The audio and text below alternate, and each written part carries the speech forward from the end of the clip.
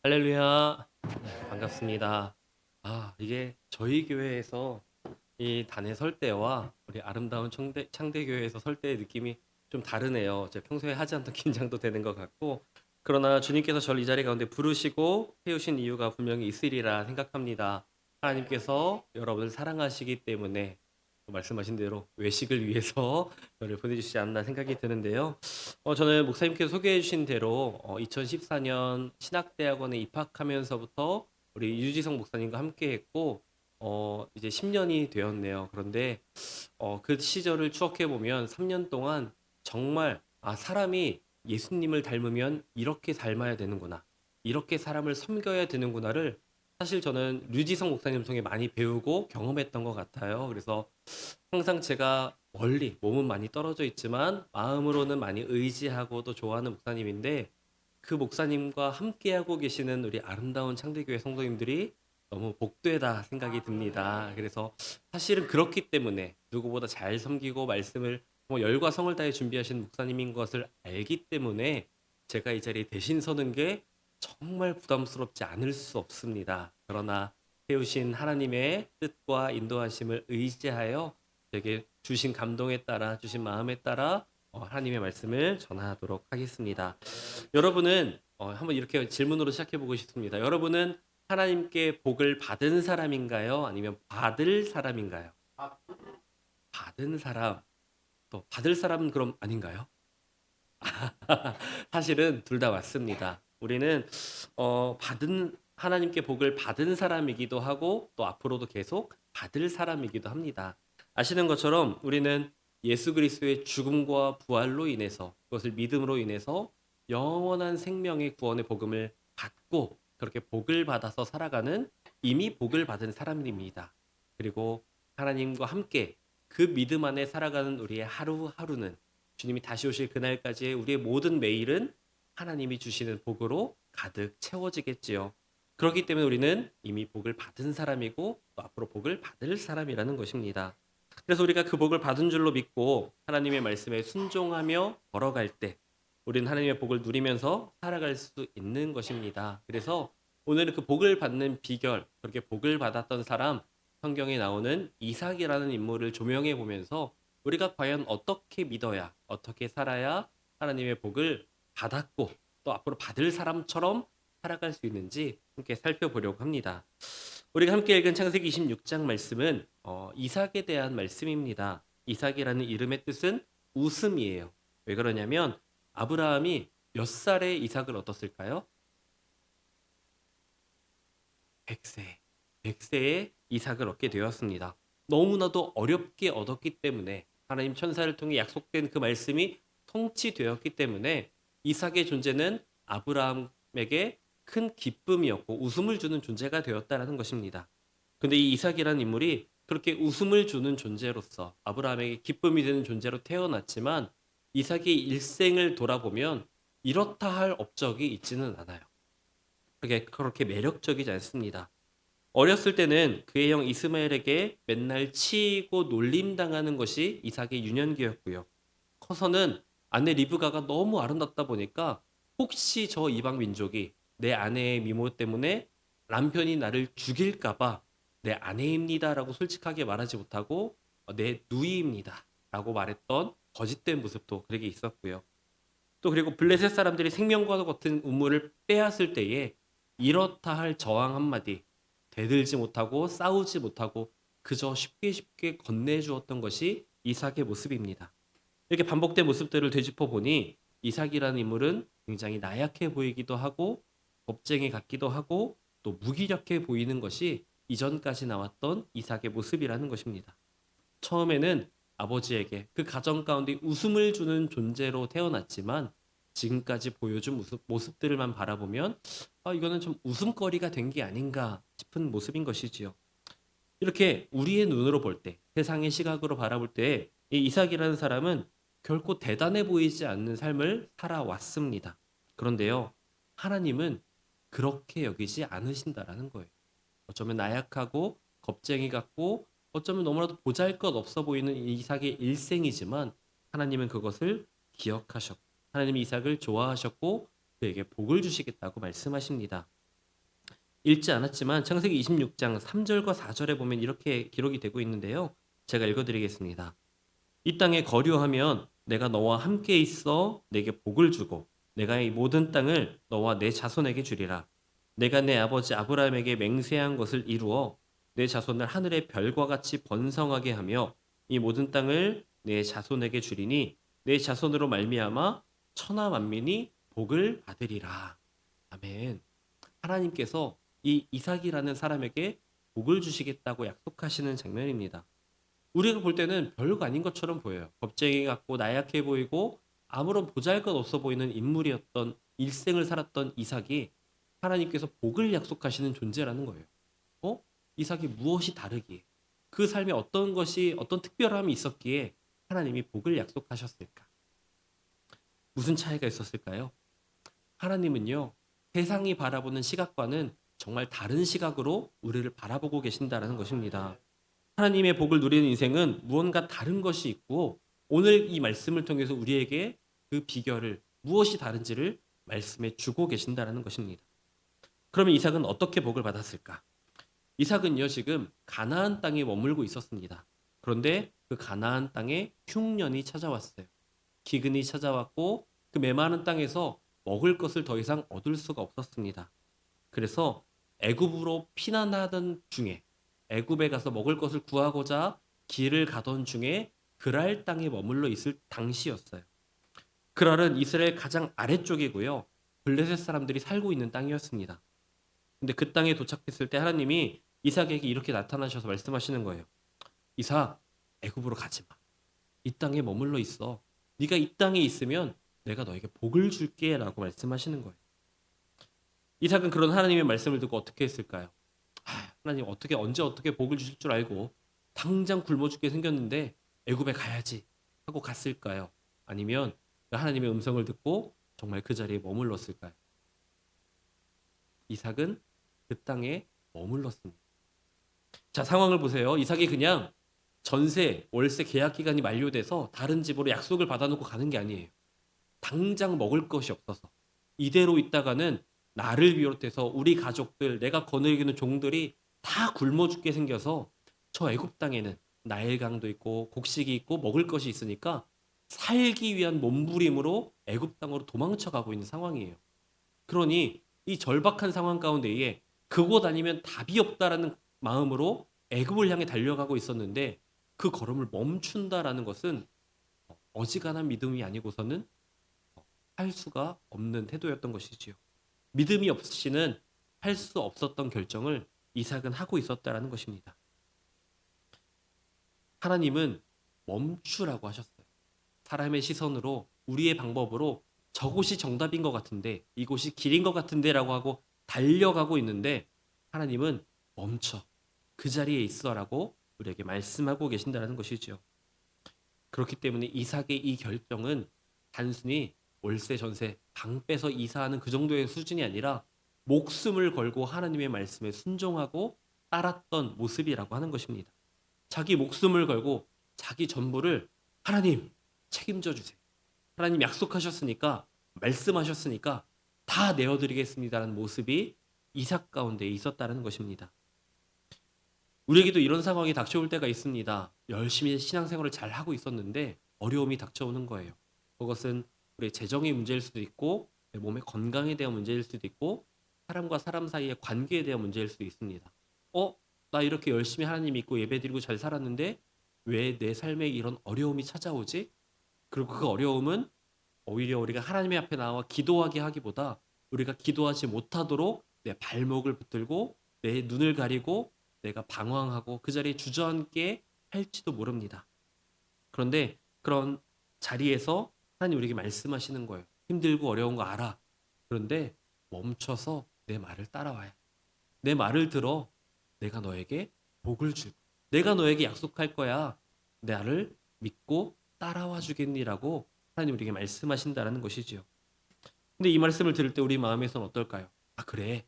하나님 책임져 주실 거야. 그래. 멈춰야지. 그만해야지. 라고 이렇게 확신 가운데 서면 좋은데 우리의 힘들고 어려운 상황은 그마저도 선택하지 못하게 한다라는 거예요. 안 되면 어떡하지?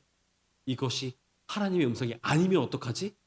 우리는 그런 불안함과 불확실 가운데에 우리는 그 믿음의 선택을 하지 못할 때가 너무도 많다라는 것이죠. 그것은 비록 여러분뿐만 아니라 저 또한 같은 위치에 같은 자리에 서 있을지도 모르는 것입니다. 그런데 이삭은 그 말씀대로 했을 때 성공할지 실패할지 불확실한 그 가운데에 오로지 믿음으로 하나님을 바라보았습니다. 믿음으로 하나님을 붙잡았습니다. 그랬더니 이런 굶어 죽을지도 모르는 위기 상황 가운데에 하나님을 믿고 순종했더니 하나님의 복을 누리게 되었다라는 것입니다. 이것을 대표적으로 우리가 그 믿음의 선택을 할 수 있었던 이삭의 삶에 이삭의 결정이 어떻게 가능했을까를 보여주는 대표적인 사건이 모리아산에서의 사건입니다. 우리가 잘 아는 이야기일 거예요. 아브라함이 하나님의 음성을 듣습니다. 사랑하는 어렵게 얻은 아들 이삭을 내게 바쳐라. 아브라함은 그 아들을 데리고 모리아산으로 갑니다. 잘 알고 있는 것처럼 모리아산에서 이삭을 바치게 되는데 우리가 아브라함이라는 인물에 맞춰서 그 사건을 많이 봐왔는데 오늘은 이삭이라는 인물에 그 초점을 맞춰서 그 사건을 다시 한번 재조명해 보는 거예요. 이삭은 아브라함의 노년 100세에 얻은 아들입니다. 근데 시간이 흘러서 모리아산에서 하나님께서 부르셨고 백발이 성성한 아브라함과 청년 이삭이 함께 산을 오릅니다. 어쩌면 장로님과 우리 목사님의 그런 모습이었을까요? 근데 아브라함은 100세가 넘었기 때문에 더 힘이 없는 노인이 되어 있었겠죠. 근데 아브라함이 제단을 쌓고 제단 위에 그 이삭을 제물로 드리려고 올리려고 할 때에 생각해 보세요. 그 장성한 아들이 나를 죽이겠다고 아버지가 덤벼드는데 가만히 있었을까요? 만약에 그것을 믿음으로 받아들이지 못한다면 순종하지 못한다면 힘으로 아버지를 제압하고 도망쳤을 것입니다. 근데 성경 어디에도요. 이삭이 반항을 했다던가 아버지를 공격했다던가 그런 모습은 보이지 않아요. 이미 이삭 또한 하나님의 말씀에 순종하며 아버지가 믿는 하나님을 따라 그 가운데에 함께 올라갔다는 것이지요. 모든 것을 아버지께 맡기고 순종했습니다. 아버지가 믿는 하나님을 이삭도 동일하게 믿고 신뢰하고 있었다는 것이지요. 그런데 자아를 내려놓는 자기 죽음을 고백하며 모든 것을 내어놓는 고백으로 하나님 앞에 내어드렸던 것입니다. 그렇게 믿음으로 붙들고 주님 앞에 서니까 하나님 앞에 순종하며 나아갔더니 이 이삭이 무엇을 경험하냐면 하나님이 이미 예비해 놓으신 하나님이 준비해 놓으신 여호와 이레의 하나님의 그 감격을 아브라함뿐만 아니라 같이 있었던 이삭도 경험했다라는 거예요. 우리는 아브라함의 눈으로만 보니까 아브라함이 그렇게 믿음을 가지게 됐구나. 그래서 믿음의 조상이 되었구나라고 생각을 하는데 아브라함과 함께 그 산에 올라갔던 또 아브라함 앞에서 어떠한 반항이나 저항하지 않고 순종으로 나아갔던 아들 이삭 또한 여호와 이레의 하나님을 경험했다라는 것입니다. 그래서 이삭은 알고 있었던 거예요. 내 삶을 하나님께 맡겨드리면 하나님이 책임져 주시는구나. 내가 정말 순종하고 온전히 내어드리면 하나님이 인도해 주시는구나를 이미 알고 있었기 때문에 그 그랄 땅에서도 그가 하나님 앞에 온전히 순종하며 나아갈 수 있었다라는 것입니다. 그리고 또 그 믿음으로 행동을 하게 되는데 오늘 사건이 본문에 기록된 것이에요. 말씀을 잘 보시면 애굽으로 내려가다가 그랄에 머뭅니다.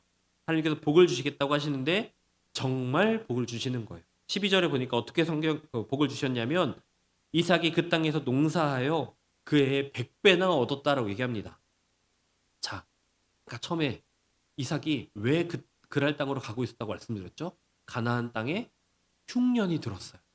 사람들은 먹을 것이 없어서 고생하는 때고 소출이 없어서 살기 위해 애굽 땅으로 피난을 가고 있던 상황이었습니다. 그때에 이삭은 하나님의 말씀을 듣고 순종했죠. 더 이상 가지 않고 멈췄습니다. 그리고 그 가운데 머물며 하나님이 주시는 복을 누리는데 100배나 되는 너무나도 많은 하나님의 복을 누리게 되었다는 것이에요. 모두가 다 힘들어하는 때지만 세상 사람들은 아파하고 힘들어하고 고통받는 때지만 하나님의 말씀에 순종한 자 그 가운데 축복을 누리게 되었다는 것입니다. 근데 그런 이삭의 모습을 보고 시기하고 질투하는 사람들이 있었어요. 원래 그 땅에 살고 있었던 블레셋 사람들입니다. 왜 우리는 이렇게 힘든데 우리는 먹고 살기 이렇게 힘든데 왜 저 이삭만 잘 되는 거야? 우리가 가서 이삭의 것을 빼앗자 하고 블레셋 사람들이 이삭에게로 다가옵니다. 그리고 뭐라 하냐면 너 당장 짐 싸서 나가. 여기 원래 우리 동네야. 우리 고향이고 우리가 살던 곳이니까 갖고 있는 거 다 놓고 가버려. 라고 이삭을 협박했던 것이지요. 그러면서 삶의 터전의 중심이 되었던 우물을 메워버리는 거예요. 우물을 빼앗았습니다. 흙으로 우물을 메워버리고는 살 수 없게 해버리고 너 여기서 도저히 못 살겠지? 빨리 나가. 빨리 가버려. 라고 이삭을 저 광야로 다시 한번 내몰았습니다. 정말 기가 막힌 상황이 아닐 수가 없는 것이지요. 이 상황을 생각해 볼 때 그냥 떠나버리면 되는 거 아닌가? 라고 생각할 수 있어요. 왜? 이미 100배나 되는 많은 소출을 얻었으니까. 그런데 이 사막과 산악 지역으로 가능한 가나안 땅에서 우물이라는 것은 우리가 생각하는 그런 일반적인 우물과는 차원이 다릅니다. 그 땅에서 우물은 쉽게 얻을 수가 없었어요. 많은 돈이 필요하고 시간이 필요하고 노동력이 필요합니다. 그렇게 열심히 파내려 갔는데 물이 안 나올 수도 있는 거예요. 안 나오면 또 옆으로 이동을 해서 파야겠죠. 물이 나올 때까지 몇 번이고 수고롭게 움직여야지 겨우 얻을 수 있는 것이 우물이라는 거였어요. 물이 없는 땅이기에 수십 미터를 깊게 파야 되고 판다고 물이 나오지도 않는. 근데 그런 어렵게 얻은 그 우물을 포기한다라는 건 사실 광야에서 내 생명을 포기한다는 것과 같은 의미였거든요. 그런데 이 우물을 블레셋 사람들이 막아버린 거예요. 자, 도저히 못 살겠지? 가버려. 그런데 이런 상황 가운데 이삭이 어떻게 행동하는가 보면요. 성경 어디에도 이삭이 불평하고 원망했던 모습이 기록이 되어 있지 않아요. 어쩜 이렇게 사람이 나약할 수 있는가? 어쩌면 이렇게 사람이 온유할 수 있는가? 여러 가지를 생각해 볼 수 있겠지만 그는 어떠한 말 한마디 하지 않고 성경에 보면 또 그는 우물을 또 파고 있었다고 얘기합니다. 이동해서 그 빼앗긴 우물을 뒤로 하고 또 가서 우물을 파는 거예요. 그랄 골짜기를 옮겨와서 다시 우물을 팝니다. 우물을 파는데 너무 놀랍게도 그곳에서 우물이 또 솟아나는 거예요. 아니 아무리 노력을 해도 그 우물을 찾기가 힘든 것이 그 땅의 상황인데 이삭은 가서 팠더니 또 물이 나와요. 근데 블레셋 사람들이 가만히 뒀을까요? 또 찾아옵니다. 뭐야 너 또 왜 우물이 왜 또 생겼어? 또 흙으로 메워버리고 또 쫓아내는 거예요. 그렇게 쫓겨나서 또 가서 우물을 팝니다. 그 다음에 또 어떻게 됐을까요? 봄내 봤더니 또 물이 솟아나왔어요. 그렇게 반복해서 아무런 원망도 하지 않고 계속해서 우물을 파 내려가는 이삭에게 하나님이 계속해서 살 길을 열어주고 계셨던 것이죠. 벌써 세 번째인데 이삭은 아무런 불평 없이 더 넓은 곳으로 옮겨갔고 그곳 가운데에서 또 물이 솟아나고 우물이 발견되는 것을 보게 됩니다. 그리고서는 더 이상 다툼이 없게 되었다라고 성경은 이야기합니다. 블레셋 사람들로 지쳤겠죠. 이 사람을 어떻게든 말려서 이 우물을 파고 쫓아내고 싶은데 그가 갈 때마다 로또가 당첨되는 거예요. 갈 때마다 우물이 나오고 우리는 이 사람을 조금이라도 좀 힘겹게 만들어서 쫓아내고 싶은데 살 길이 열리고 그가 가는 곳마다 살기 좋은 땅이 되어지니 더 이상 그를 협박하고 쫓아낼 수가 없었던 것이지요. 이삭의 상황으로 생각해 보았습니다. 하나님 도대체 나한테 왜 이러시는 걸까? 복을 주신다고 하셨는데 분명히 복을 주셨는데 그럼 이 사람들도 쫓아내 주셔야 되는 거 아닌가? 이 사람들한테서 나를 지켜주셔야 되는 거 아닌가? 라고 원망스러운 말을 내뱉었을지도 모르겠습니다.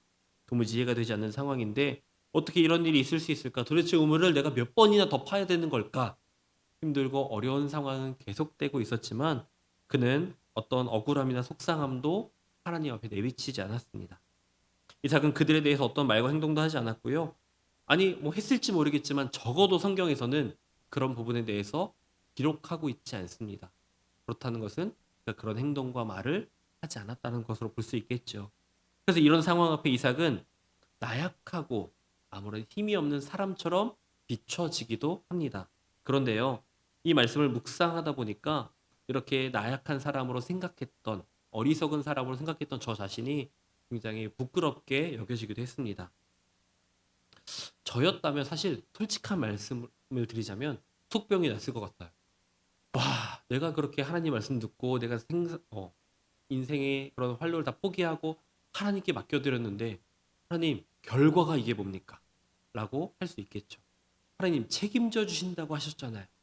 하나님의 책임이 이것입니까? 속이 상할 대로 상해서 참고 참다가 분노와 원망을 표출하고 그 삶이 무너졌을지도 모릅니다. 그런데 이삭은요, 억울하지만 그 마음을 지키고 있습니다. 하나님을 향한 믿음을 지키고 있었어요. 그리고 다시 일어나서 우물을 파고 우물을 파고 우물을 파고 지금 내가 할 수 있는 것을 해 나갔던 것입니다. 억울하고 기가 막힌 상황이에요. 재정적으로, 건강이, 또 내 자녀가, 내가 처한 모든 상황이 나를 힘겹게만 하고 어느 것 하나 형통해 보이지 않는 상황 가운데 처해 있습니다.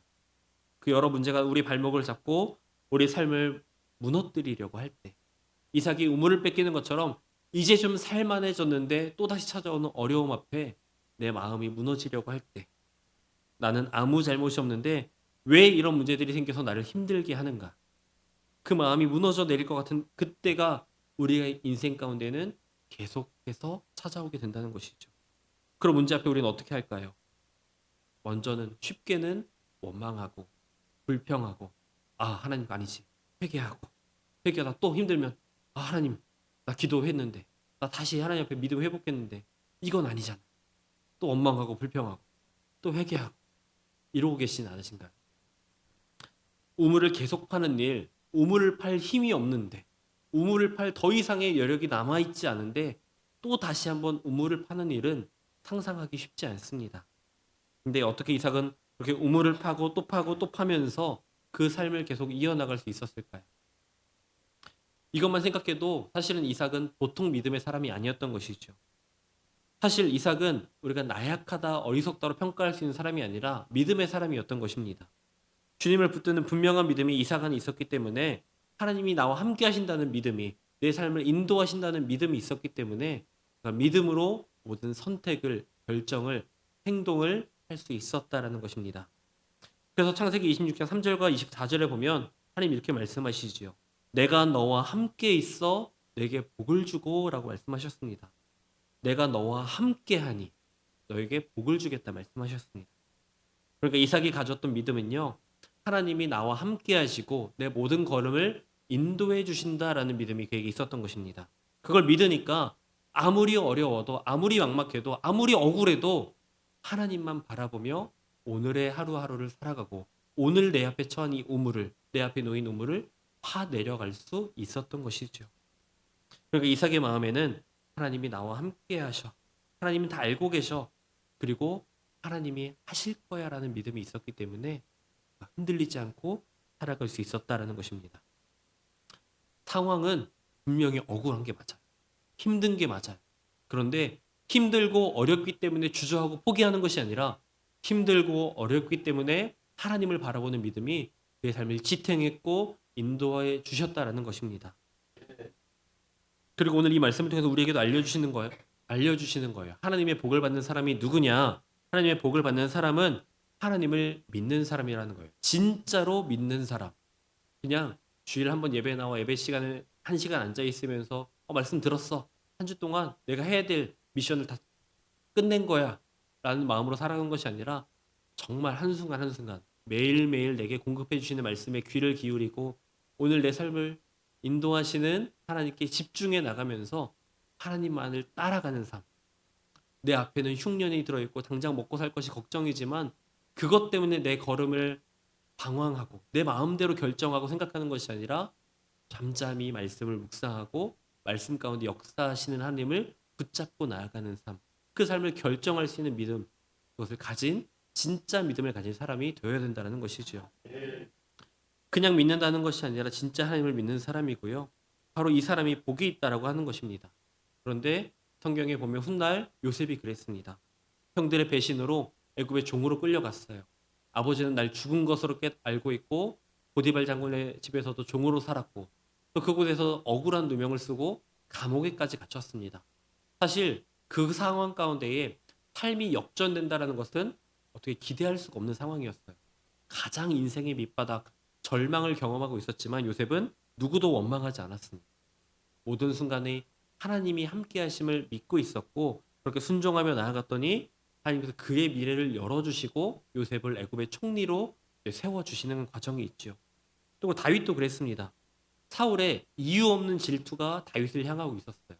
그래서 사울을 위해서, 또 하나님을 위해서 열심히 싸웠던 다윗이지만 그 생명의 위협을 느끼고 도망 다니기 시작합니다.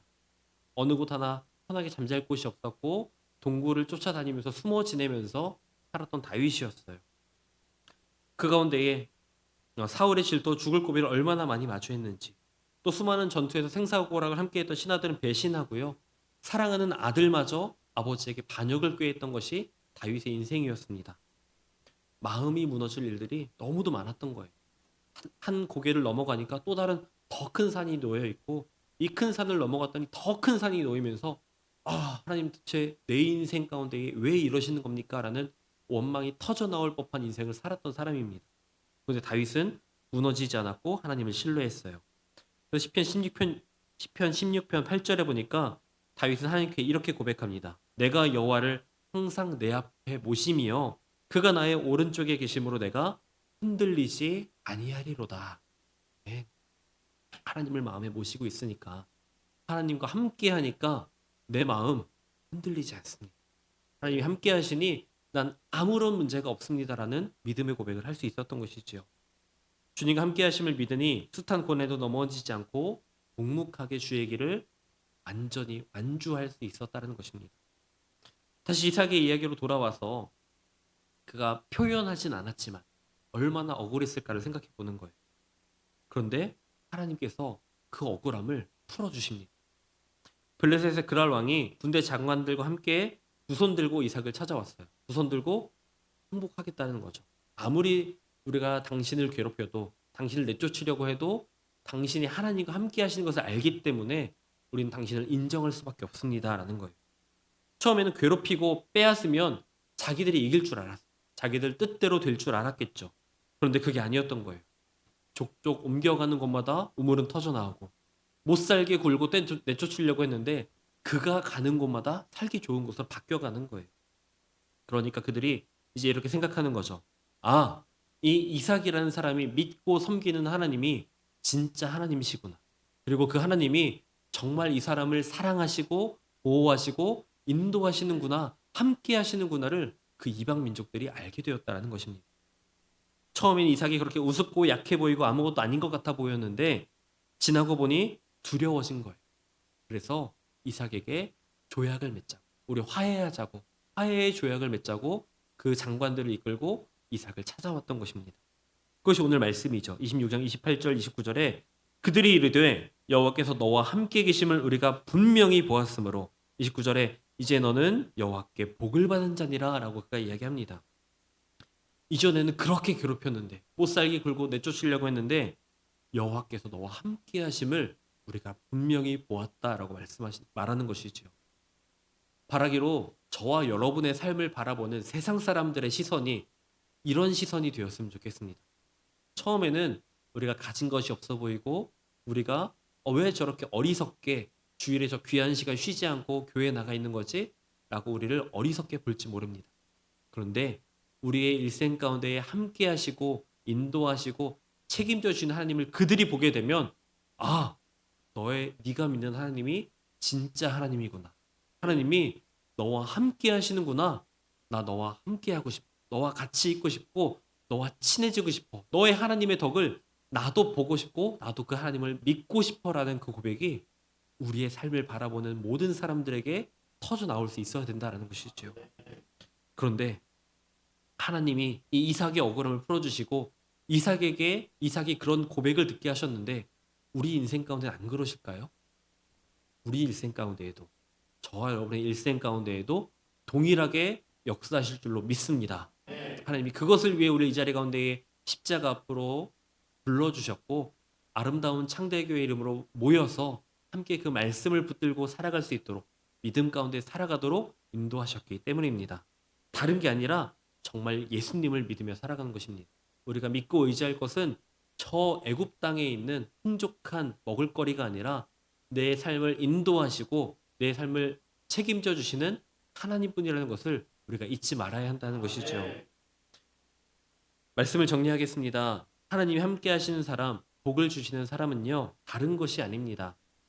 하나님이 함께 하심을 믿는 사람에게, 그것을 의심하지 않고 믿음으로 고백하는 사람에게 하나님은 반드시 복을 주시는 것으로 믿습니다.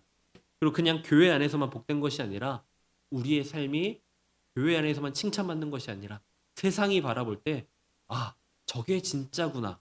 저기 가야 진짜 쉼이 있고 진짜 위로가 있고 진짜 성공과 진짜 생명이 저곳 가운데 있구나를 우리를 통해 우리 창대교회를 아름다운 창대교회를 통해 또 우리와 함께 하시는 예수님을 통해 그들이 볼 수 있게 된다라는 것이지요.